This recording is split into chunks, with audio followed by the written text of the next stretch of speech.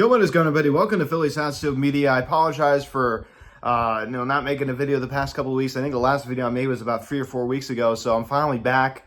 Life's been a little bit crazy. I'm back in school now, so I have a lot more going on.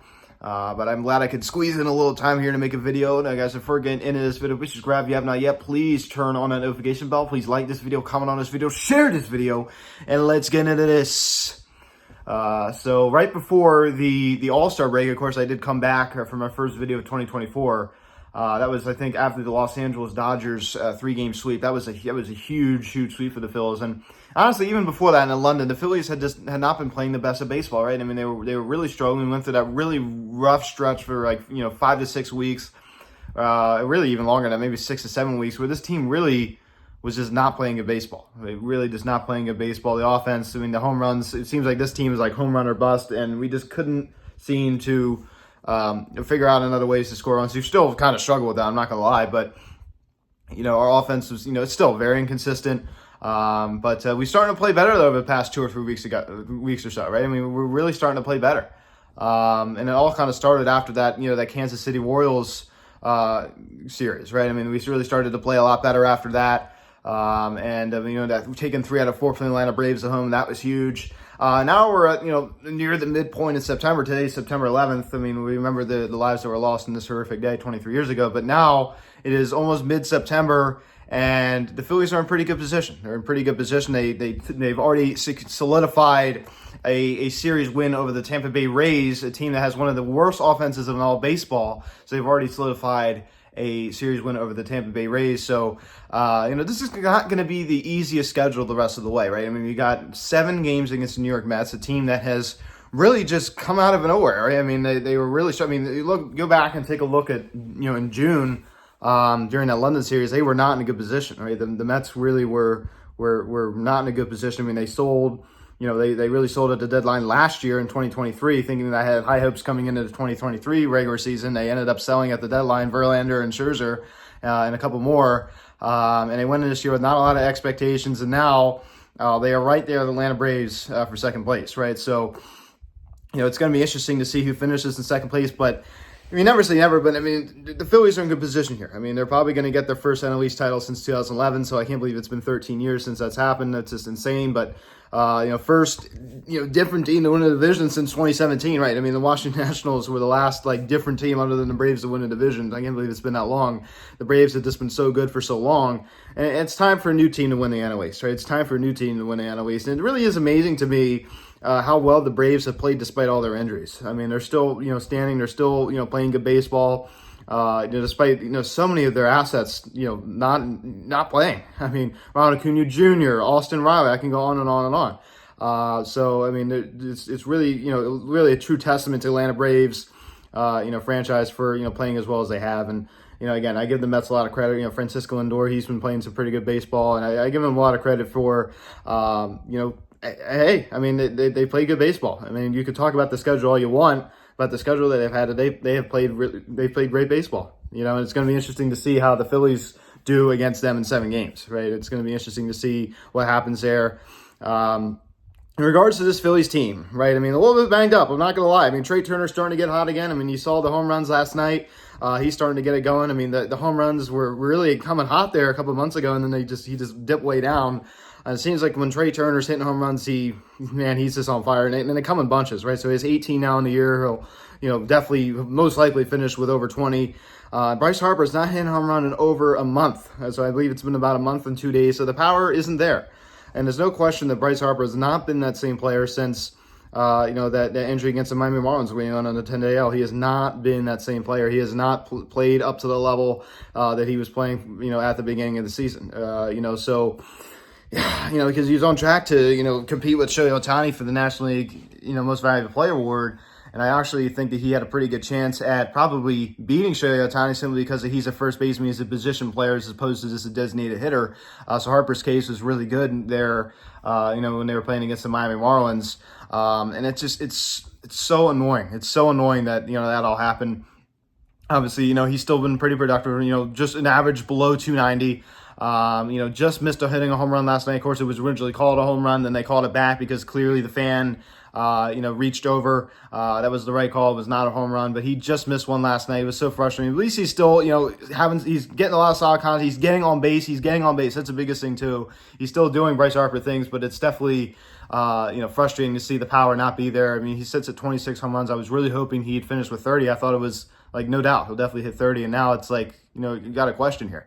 It's been, there's only about, 3-ish, 2.5 weeks left of the season. I mean, he's really gonna have to push here for 4 home runs. He sits at 26 right now. He's really gonna have to start pushing. And not only that, I mean, we have seen a guy like Brandon Marsh, who has a lot of high expectations coming into the year. I mean, did pretty well the first 2 months or so. He's definitely, struggled overall the past, 3 months or so. He definitely has. There's no doubt about it. And that's another guy we need to see get going. And obviously we had some, some little nicked up injuries with, JT Muto. I mean, that was just kind of, just a kind of a precautionary thing. And one of my biggest concerns I have going into this, this postseason, it wasn't a concern in like May or June, is their starting rotation, man.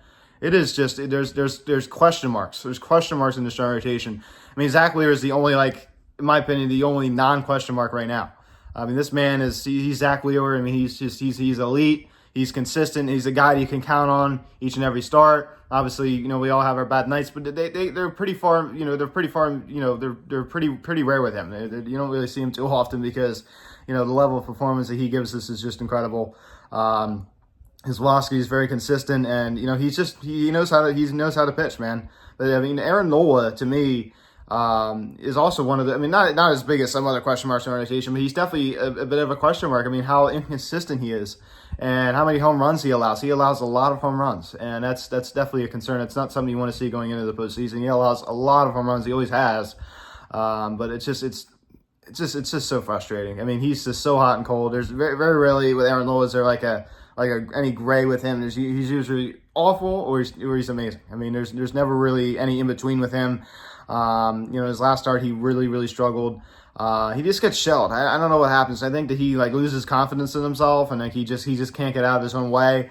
And that's a problem. He has not been able to prove. I mean, obviously he did pretty well in the 2022 postseason, before the World Series, I should say. A couple starts in the Division Series and Championship Series, but he has not been able to prove that he could really pitch in a big game. And Zach Wheeler has. Zach Wheeler has been able to prove he can pitch in a big game, but Aaron Nola has not. And that's one of my biggest concerns with him. I just don't, I mean, obviously we just gave him that contract, but I'm just a little bit worried about him because, this is who the guy is. I mean, we have to accept that for what it is, but it just annoys me how inconsistent he is. Oh my goodness gracious. It's so annoying. It's like, dude, it frustrates me because the stuff is there. I mean, we all know how good he can be, but the amount of home runs he allows just drives me nuts. I mean, Ranger Suarez as well.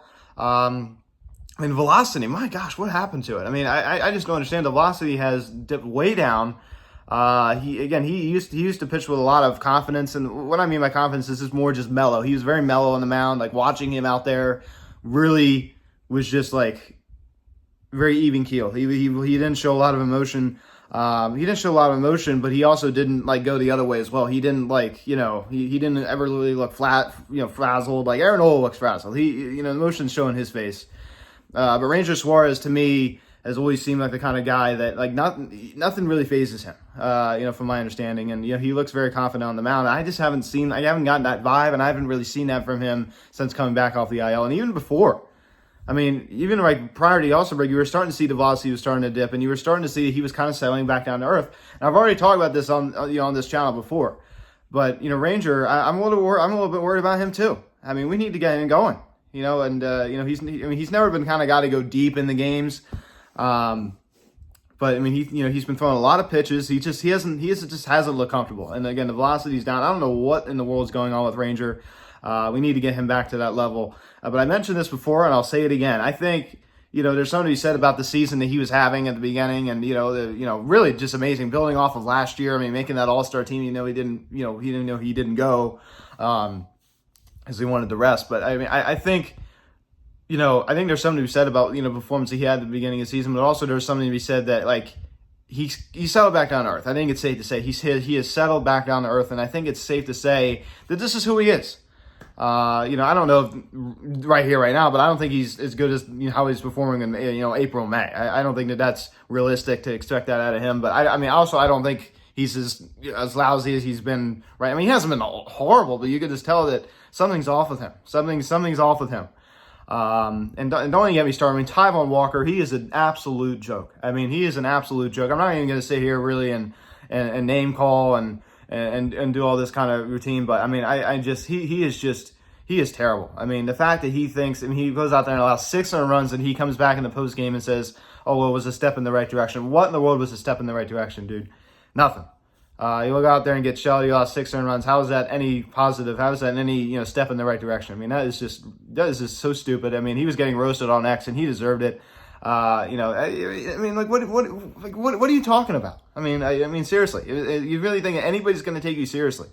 And obviously now he has been bumped to the bullpen, which is the right thing to do, man. I mean, he is just, what a massive overpay that was, for the Phillies. That was such a bad signing, and he has a bad attitude too. Not only that, he also has a bad attitude about the game in general, and, blasting his manager on X after, not being used in the postseason. Well, this is why you weren't used in the postseason, dude, because you can't be trusted. You just can't be trusted because you're just, the performance level just isn't there. Just clear as day. It's nothing personal, but clearly he is not. He's just such a disgrace. So, and that's another thing. There's just a couple glaring holes in this rotation. I mean, Tyler Phillips. I mean, that was kind of fun for a couple of starts, and obviously that's been a total disaster. I mean, you saw him get shelled a couple of weeks ago or 2 weeks ago against the Toronto Blue Jays. That was an absolute joke. Shout out to Joey Loperfido of the Toronto Blue Jays, Haddonfield. Born and raised. Of course, I did grow up in Haddonfield, New Jersey, so I don't think I've ever said that on here, but he did also grow up in Haddonfield, New Jersey, graduated my sister's class, so it was pretty cool to see a guy that, I grew up, we both grew up in the same town. I never met him before, but it's pretty cool to see, a guy representing my hometown. I don't live in Haddonfield anymore, but it was pretty cool to see a guy representing my hometown, play, Major League Baseball, play for the Toronto Blue Jays. Of course, he was on the Houston Astros. Now he got traded over to the, Toronto Blue Jays. So, we wish him the best of luck there. But, I mean, sweep that 2-game series. I mean, you really did a great job. I mean, amazing. I mean, you fought back. That was a dominating sweep against a team that really, has kind of had your number. The Toronto Blue Jays have always seemed to have the Phillies' number. So the Phillies really did a good job in that series. And then the big confidence booster. I mean, 3 out of 4 from Atlanta at home. I mean, that was another one you had to fight for on Sunday Night Baseball. I mean, that was a lot of fun, that walk-off. But man, that was amazing. I mean, that was really amazing. Taking 3 out of 4. I mean, that pretty much right there solidified a division win. Again, don't get too ahead of yourselves there. I mean, mathematically, it's pretty challenging for the Mets or the Braves to check, to catch up to us. But it has happened before, so you can't get too ahead of yourself. But they have definitely been playing much better baseball. And I just hope that we can score. We don't want to be in the same position that we were in 2023 and 2022, where we get to the postseason and we can't score any runs without home runs. And that's something that still is a glaring issue, as well as we've played the past 2 weeks, is something that Dave Dombrowski has still refused to address. The glaring issue, and he did not address it in the last offseason, the glaring issue of the Phillies' failure. Again, I think you could argue in some other ways, but I mean, we just hit so many home runs, and you go and take a look at a team like the New York Yankees, a team that's been very home run happy, and you look at what's happened to them in the postseason, and it's, again, I think we've had more postseason success than them in some ways over the past 2 years. Obviously making it to, World Series, winning the pennant, and also just being 1 win shy of winning another pennant back-to-back years.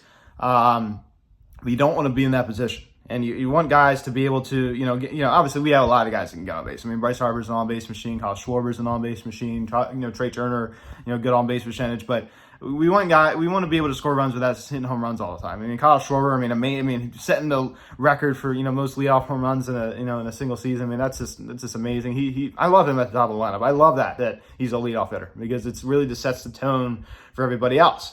What's really been interesting about Kyle Schwarber to me this year is that his averages have been as high as, it sits around 250. I mean, it's always been around like 200 since he's joined the Phils.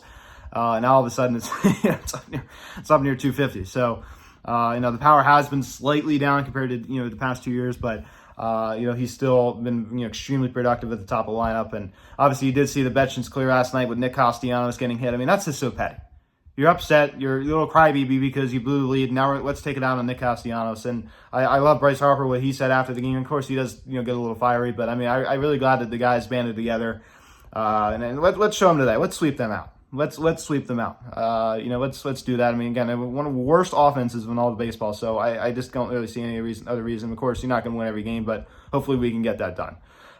So again, it doesn't take me a lot of time to make these videos. I mean, I like to, get a little more active and, the rest of the month here.